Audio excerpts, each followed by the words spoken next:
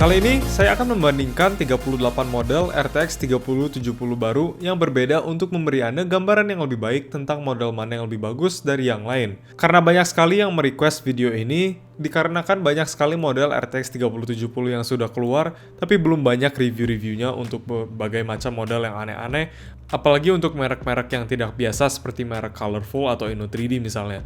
Kali ini saya juga tidak akan membahas secara detail pada setiap model graphics card-nya, karena video ini akan menjadi 1 jam panjangnya kalau saya melakukan detail pada setiap modelnya. Jadi mari kita langsung mulai. Seperti video RTX 3090 saya akan menunjukkan semua graf perbandingan performance-nya antara semua kartunya terlebih dahulu, dan memberi peringkat untuk semuanya. Untuk menjelaskan bagaimana saya membandingkan kartu yang berbeda, saya selalu mementingkan pembatas daya atau power limit sebagai hal yang penting karena GPU baru saat ini dapat meningkatkan clock speed mereka setinggi mungkin selama tidak kena pembatas power dan juga suhu, yang membuat spesifikasi clock speed hampir tidak berguna, dan faktor penentu yang benar-benar mempengaruhi performa GPU saat ini adalah power limit dan juga performa coolernya. Dan karena sebagian besar coolernya dapat menjaga GPU pada suhu yang cukup rendah, parameter performance yang paling berpengaruh adalah power limit yang juga sengaja disetel rendah dalam spesifikasi standar Nvidia untuk meningkatkan efisiensi. Power limit ini juga dengan mudah diperiksa untuk setiap model kartu dengan hanya memeriksa file BIOS mereka yang tersedia di website dari mereknya atau di dalam database GPU Tech PowerUp yang komplit untuk hampir setiap model GPU. Tentu saja pendinginnya juga sangat penting karena kartu yang memiliki pendingin yang lebih baik akan bekerja lebih dingin, dan karena itu juga meningkatkan performance-nya dari boost clock dan juga dapat bekerja dengan lebih sunyi. Mari kita mulai dengan power limit. Ada banyak data untuk 38 kartu, jadi mari kita bagi menjadi beberapa kelompok. Ini untuk memperjelaskan gambaran kasar tentang performance-nya, karena kartu dengan power limit yang sama akan memiliki performance yang mirip. Bisa difokus pada power limit standar terlebih dahulu untuk operasi default, di mana Anda mendapat melihat banyak kartu dengan power limit 220 Watt yang persis seperti spesifikasi Nvidia pada Founders Edition RTX 3070. Kartu-kartu ini akan bekerja kurang lebih sama dengan kartu Founders Edition dalam hal performance, sehingga Anda dapat melihat review RTX 3070 Founders Edition untuk mengetahui gambaran kasar tentang performance kartu-kartu dengan power limit yang sama. Kemudian ada kelas 240 Watt, dan sama seperti sebelumnya, semua card yang 240 Watt akan memiliki performance yang mirip. Sehingga kartu 240 Watt yang telah direview seperti MSI Gaming X Trio dan Asus TUF Gaming OC akan memiliki referensi yang baik untuk performance kartu di kelas ini. Yang beda sendiri adalah Palit GameRock 250 Watt yang belum pernah direview dan tidak ada kartu lain yang memiliki power limit 250 Watt. Tapi Anda dapat menebak performance-nya sedikit lebih tinggi daripada MSI Gaming X Trio dan Asus TUF Gaming OC karena power limitnya yang sedikit lebih tinggi. Kemudian pada kelas atas, kita dapat melihat GPU yang kemungkinan besar memiliki harga premium lebih tinggi karena komponen kualitasnya yang lebih tinggi. Karena bisa dilihat power limit mereka adalah 270 Watt atau 280 Watt yang paling tinggi. Kartu ini akan memiliki performance default tertinggi karena power limit ini cukup tinggi untuk mempertahankan boost clock maksimum tanpa ada throttling. Jadi misalnya EVGA FTW3 yang sudah direview bisa dijadikan referensi kartu-kartu ini di kelas performance yang sama. Jika Anda tidak berencana untuk melakukan overclock, itulah yang terpenting untuk power limit pada settingan default. Sekarang jika Anda ingin melakukan overclock, maka power limit maksimal yang akan menjadi sangat penting. Semakin tinggi power limitnya, semakin tinggi clock speed yang bisa dicapai oleh GPU-nya. Tidak ada pengecualian untuk ini karena power limit adalah batasan terbesar pada GPU-GPU yang baru seperti ini. Tentu saja Anda bisa mendapatkan sampel yang bisa mengoverclock dengan tinggi dengan hanya sedikit daya. Tapi pada kualitas silikon yang tertentu, semakin tinggi power limitnya, semakin tinggi clock speed yang bisa dicapai. Di sini Anda dapat melihat kartu terburuk adalah seri MSI Ventus yang tidak memungkinkan peningkatan power limit sama sekali. Jadi jika Anda berencana untuk melakukan overclocking, saya akan menyarankan untuk menghindari model-model dari MSI Ventus. Dan bahkan jika Anda tidak melakukan overclock, maka itu memberi kesan bahwa MSI menggunakan komponen yang murahan dan tidak yakin memberi power limit yang lebih tinggi pada kartu mereka. Jadi agak meragukan kualitasnya. Kemudian Anda juga dapat melihat GPU dengan peningkatan power limit pada 240 Watt yang sama dengan Founders Edition. Kartu-kartu yang di sini dapat memiliki keuntungan performance dari tambahan 20 Watt. Tetapi kartu-kartu ini tidak dibuat untuk para overclocker karena memang 240 Watt tidak terlalu besar dan masih akan ada throttling pada clock speednya saat di dalam game. Ini adalah situasi yang mirip dengan kartu yang hanya bisa mencapai 250 watt. Yang mengejutkan adalah melihat MSI Gaming X Trio dalam kategori ini, karena memiliki 28 pin yang seharusnya dengan mudah menangani lebih dari 300 watt. Tetapi seperti yang akan Anda lihat nanti, mereka menghemat komponen PCB dan sepertinya takut membiarkan power limit yang lebih tinggi. Oleh karena itu, kartu ini tidak cocok untuk overclocker dan tidak peduli seberapa besar coolernya, saya tidak merekomen ini untuk yang serius dengan overclocking. Lalu ada kartu di kelas 260 watt. Ini adalah titik di mana peningkatan power limit mulai mendekati apa yang diperlukan untuk GPU RTX 3070 bisa mencapai boost clock maksimal tanpa throttling sama sekali. Kartu ini akan mulai memiliki overclocking yang lebih tinggi daripada kartu Founders Edition yang bisa dirasakan performance-nya pada game. Kemudian di sini bisa dilihat ada kartu dengan power limit 270 watt dan juga 280 watt yang kita bisa lihat dalam review EVGA FTW3 adalah power limit yang cukup bagi GPU untuk mempertahankan boost clock maksimal tanpa batas pada sebagian besar game yang dicoba. Sangat menarik untuk dicatat adalah Gigabyte Gaming OC di sini memiliki peningkatan power limit 0%, dan sebagai gantinya Gigabyte hanya menetapkan power limit default pada 270 watt untuk mencapai settingan standar yang lebih tinggi. Kemudian ada kartu 290 watt seperti Colorful Advanced OC ini yang seharusnya memiliki performance yang lebih baik lagi, tepat sebelum kartu power limit 300 watt ke atas. Kartu lebih dari 300 watt ini akan menjadi kartu dengan overclocking paling tinggi yang harus diperhatikan oleh para overclocker yang serius. Yang pasti, kartu-kartu di sini seperti Gigabyte Aorus Master, EVGA FTW3, MSI Supreme X, Palit Jetstream OC, Palit GameRock OC, dan kartu Asus Strix adalah pilihan terbaik jika Anda berencana untuk mengoverclock GPU RTX 3070 ke batasnya, dan bahkan lebih jika Anda melakukan beberapa voltage mode untuk meningkatkan tegangan atau hal lain seperti shunt mode juga untuk menghilangkan power limitnya. Satu hal yang saya sadari lagi adalah di mana kebanyakan card dengan model OC dan non-OC, card model OC biasanya memiliki power limit yang lebih tinggi daripada yang non-OC. Ini mungkin karena mereka butuh membedakan performance OC dan non-OC, karena seperti saya bilang, performance-nya lebih terefek dari power limit daripada spesifikasi boost clock-nya saja. Sekarang hal yang terkait dengan power limit adalah kemampuan VRM, yang tidak akan secara langsung mempengaruhi performance-nya, tetapi memberi Anda gambaran tentang berapa tinggi kualitas PCB kartu itu, karena VRM yang lebih kuat akan lebih mahal untuk diproduksi. Hal ini juga penting untuk overclocker serius yang ingin menghilangkan power limit dengan menggunakan shunt mode dan juga volt mode untuk menaikkan voltasenya. Di sini kita dapat langsung melihat mengapa kartu MSI seperti yang Gaming X Trio tidak memiliki power limit yang tinggi. MSI Gaming X Trio ini, yang dipasarkan sebagai kartu kelas atas yang premium, memiliki kemampuan VRM yang terendah dari semua RTX 3070. Ini dikarenakan mereka menggunakan power stage 45 ampere yang lebih murah dengan VRM 9 phase seperti spec reference. Jadi total kemampuan arus VRM-nya sendiri lebih rendah daripada reference atau Founders Edition dari Nvidia. Saya tidak suka dengan ini karena apa yang dikatakan MSI adalah Anda dapat membayar ekstra untuk kartu mereka hanya untuk memiliki VRM yang lebih rendah, yang sangat tidak masuk akal sekali. Sekarang kartu MSI Ventus belum memiliki foto PCB, tetapi saya hanya dapat berasumsi bahwa mereka juga tidak bisa lebih baik daripada MSI Gaming X Trio, karena mereka model yang kelas lebih bawah. Tapi saya juga tidak tahu apakah mereka membuatnya lebih buruk daripada Gaming X Trio yang sudah lumayan jelek VRM-nya. Jadi saya menempatkan seri Ventus sebagai sama seperti Gaming X Trio, walaupun menurut saya seharusnya mereka juga masih lebih parah daripada Gaming X Trio.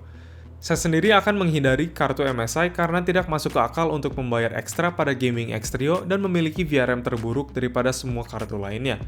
Selanjutnya juga ada kartu dengan VRM kelas 450 ampere yang didasarkan pada reference design Nvidia dengan power stage Alpha dan Omega 50 ampere dengan 9 phase. Kartu di sini sama dengan kartu Founders Edition Nvidia, jadi tidak hebat tapi juga tidak buruk dan tidak bermasalah. Kemudian kartu kelas 500 ampere juga didasarkan pada PCB reference design, tetapi dengan satu phase tambahan. Kartu-kartu ini adalah sedikit lebih baik daripada spesifikasi reference, tapi tidak luar biasa juga. Terakhir adalah kartu kelas 600 ampere. Meskipun untuk MSI Supreme X saya hanya berspekulasi karena saya tidak dapat menemukan foto PCB, tapi tidak mungkin lebih parah daripada Gaming X Trio. Kartu pada kelas ini akan cocok untuk shunt mode dan volt mode untuk overclocking ekstrim, karena merupakan desain tanpa kompromi. Meskipun yang paling hebat adalah Asus Strix dengan kemampuan VRM 720 ampere yang sangat overkill sekali untuk sebuah RTX 3070. Ini juga alasan kenapa Asus Strix memiliki power limit maksimum yang lebih tinggi daripada semua kartu pada 350 watt. Jadi untuk overclocker yang serius, saya akan menyarankan Anda membeli Asus Strix selain kartu lainnya. Walaupun mungkin di Indonesia harganya sedikit tidak masuk ke akal, dan mungkin lebih baik untuk membeli RTX 3080 yang lebih murah saja. Untuk hasil suhunya, saya hanya dapat mengumpulkan data dari model yang sudah direview oleh reviewer terpercaya. Ini adalah hasil dari Guru 3D, Tech PowerUp, dan juga Hexus.net yang saya hormati dan juga percayai. Apa yang saya lakukan adalah memilih satu hasil review Guru 3D dalam kasus ini dan mengkoreksi hasil Tech PowerUp dan Hexus.net menggunakan hasil Nvidia Founders Edition yang mereka review dan merupakan kartu paling konsisten. Karena power limitnya yang paling rendah yang akan terkena dalam semua beban kerja yang berbeda yang akan mereka gunakan dan juga akan menghasilkan panas yang konsisten antara semua sampel berbeda yang direview. Ditambah juga dengan cooler dengan base plate tembaga yang memberikan kontak yang lebih konsisten antara sampel yang berbeda. Walaupun mereka semua mereview MSI Gaming X Trio, saya tidak menggunakan hasilnya sebagai referensi karena hasilnya sedikit tidak konsisten dan agak di mana-mana saja untuk hasil temperaturnya. Karena desain heatsink mereka menggunakan heat pipe direct touch yang menyebabkan performance yang tidak konsisten antara sampel yang berbeda atau palit jet stream yang memiliki power limit tinggi sehingga menghasilkan panas yang berbeda antar sampel. Jadi pada akhirnya saya menghitung bahwa review Tech PowerUp sekitar 1 Celsius lebih tinggi dan 6 dBA lebih rendah daripada review Guru 3D, dan Hexus sekitar 1 dBA lebih berisik. Saya pikir ini cukup akurat bagi siapapun yang ingin membeli kartu agar dapat digunakan untuk memperbandingkan hasilnya. Jadi dengan koreksi itu saya memilih hasil dengan performance terbaik, dan di sini kita dapat melihat bahwa Gaming X Trio dan TUF Gaming OC memiliki performance mirip dan mereka juga memiliki power limit yang sama. Kemudian EVGA tampaknya sedikit tertinggal dalam performance, tetapi perlu diingat bahwa model ini adalah 270 watt yang lebih tinggi daripada kartu MSI dan Asus, jadi sebenarnya performance coolernya lebih tinggi dari yang kedua sebelumnya. Kemudian Gigabyte Gaming OC tertinggal setelah menunjukkan performance yang lebih panas dan lebih berisik daripada power limit 270 watt yang sama dengan EVGA, dan juga sama dengan pendingin palit Jetstream yang bahkan lebih buruk karena desainnya hanya menggunakan 2 kipas. Di bagian terakhir adalah Zotac Twin Edge OC 220 watt yang hanya berhasil lebih dingin dari Founders Edition dengan menaikkan RPM kipasnya. Jadi pada kenyataannya performance pendingin mereka sebenarnya kurang lebih sama dengan Founders Edition. Untuk performa pendinginnya jelas tidak ada spesifikasi atau nilai yang ditetapkan.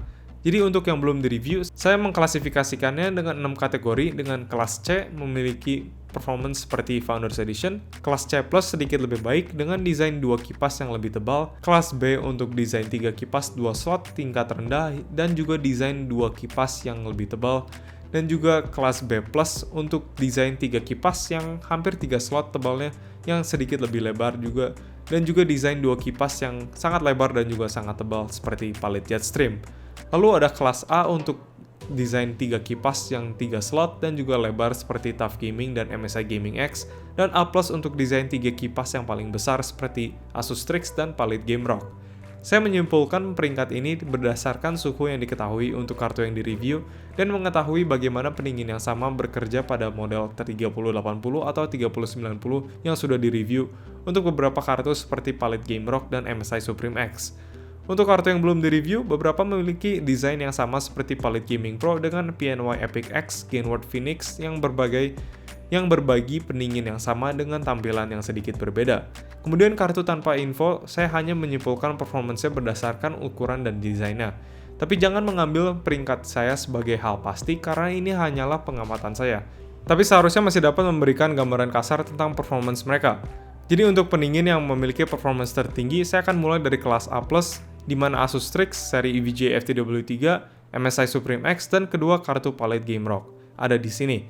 Kartu-kartu ini memiliki pendingin 3 kipas 3 slot yang sama dari versi RTX 3080 dan 3090 mereka. Tentunya ini tidak akan memiliki masalah mendinginkan bahkan RTX 3070 yang di overclock paling tinggi.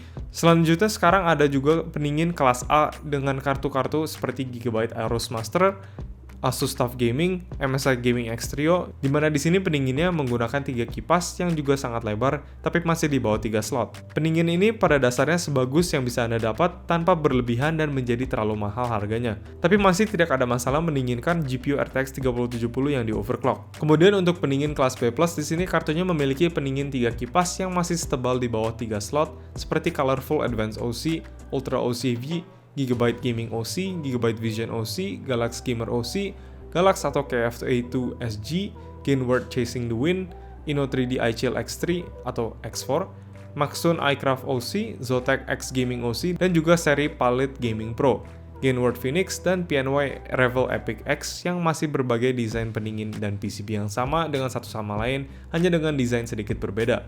Lalu ada juga satu-satunya kartu 2 kipas seri Palit Jetstream dengan pendingin 2 kipas yang ekstra tebal dan lebar, yang performanya mirip dengan pendingin 3 kipas yang tidak terlalu lebar. Ini akan memiliki suhu yang lebih dingin daripada kartu Founders Edition, tapi tingkat kebisingannya mungkin akan serupa atau sedikit lebih tinggi dengan watt yang lebih tinggi.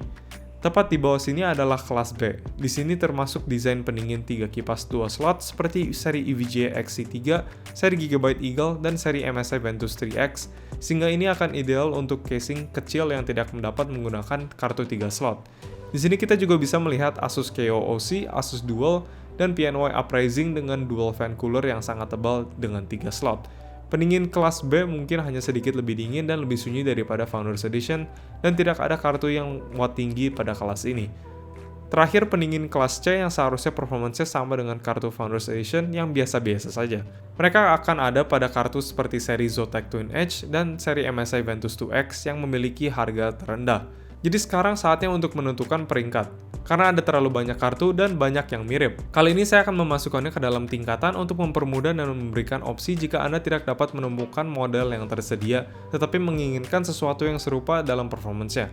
Ingatlah, saya mengevaluasi ini berdasarkan semua metrik, jadi jika mereka buruk dalam satu hal, mereka akan turun satu tingkat, dan jika mereka unggul dalam satu hal, itu juga akan membantu menaikkannya satu peringkat.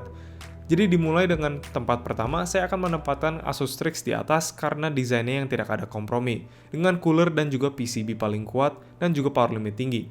Model ini memiliki pendingin terbesar yang sama dengan versi RTX 3080 dan juga RTX 3090, dan power limit yang tertinggi baik default maupun maksimal karena kemampuan VRM terkuat saat ini. Kemudian saya akan menempatkan Palit GameRock OC, EVGA FTW3, MSI Supreme X, dan Gigabyte Aorus Master. Di kelas kartu tertinggi juga, Anda tidak bisa salah dengan memilih dari peringkat ini jika Anda mencari performance maksimum dan overclocking hebat dari power limit tinggi. Kemudian untuk performance tinggi dan sebagus yang bisa didapat tanpa harga yang berlebihan, saya akan memilih Asus TUF Gaming OC, Palit GameRock, Gigabyte Gaming OC, Gigabyte Vision OC, dan Palit Jetstream OC. Untuk performa yang masih tinggi tapi belum cukup untuk menjadi terbaik, saya akan merekomendasikan MSI Gaming X Trio jika Anda benar-benar tidak peduli dengan overclocking. Saya pribadi tidak akan merekomendasikan kartu MSI hanya karena Anda membayar lebih untuk VRM yang terburuk. Yang lainnya ada juga Colorful Advanced OC, Maxon iCraft OC, Palit Jetstream, Palit Gaming Pro OC, dan Asus KO-OC. Lalu selanjutnya adalah opsi yang lebih murah tapi masih memiliki performance tinggi yang seharusnya lebih murah dari tingkat sebelumnya, tetapi sama sekali tidak akan ada masalah dengan performance-nya yang sama baiknya, dan masih lebih baik daripada versi Founders Edition.